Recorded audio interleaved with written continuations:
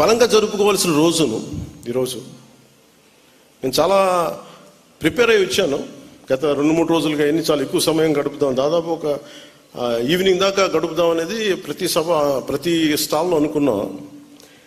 అలా మీ అందరితో ఎక్కువ సమయం గడుపుదామని, ప్రత్యేకంగానే ఉందామని. కానీ దురదృష్టం, మొన్న కశ్మీర్లో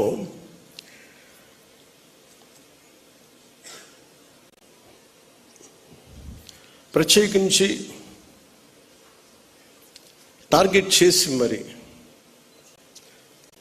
దాదాపు 30 మందిని చంపేయటం, చాలామంది క్షతగాత్రులు అవ్వటం, నా మనసుని చాలా కలిసి సగటు భారతీయుడిగా, నథింగ్ టు డూ విత్ దీని పాలిటిక్స్ సంబంధం లేదు.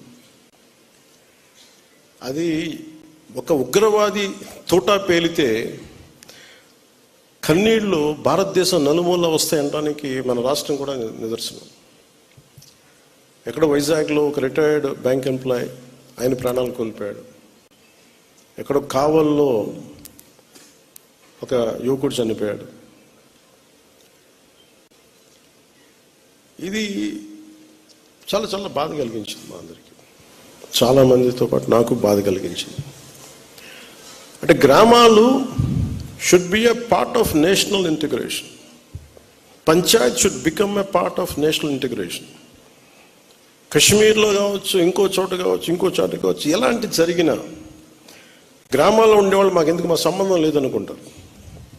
గ్రామాలు రాజకీయాలకు కావచ్చు, పొలిటికల్ పార్టీస్ కావచ్చు, కులాలకు కావచ్చు, వర్గాలకు కావచ్చు, దానికి ఫౌండేషన్ కింద కాకుండా జాతీయ సమగ్రతకి పట్టుకొమ్మల వాళ్ళు పంచాయతీలు. అంటే ఇది మీకు ఎక్కడ ఏమైనా, ఎందుకంటే ప్రతి గ్రామం నుంచి ఎక్కడో చోట వస్తారు. ఎక్కడో శ్రీకాకుళంలో అత్యధికంగా ఉన్న ఒక పంచాయతీ నుంచిలో అత్యధికంగా సోల్జర్స్ వెళ్తారు అక్కడి నుంచి, ఒక పంచాయతీ నుంచి ప్రత్యేకించి. సో పంచాయతీలని ఎలా బలోపేతం చేయాలని ఒక ఉద్దేశంలో మొన్న ఆ సంఘటన జరిగిన తర్వాత దాని గురించి చాలా ఆలోచిస్తూ ఉంటే నాకు ఒకటే అనిపించింది. ఒక రాజకీయ నాయకుడు ఊరు లేదు, పేరు లేదు, ఉండదు, వాళ్ళ కుటుంబానికి తెలియచ్చు, కానీ ఆయన విగ్రహాలు పెట్టేస్తారు.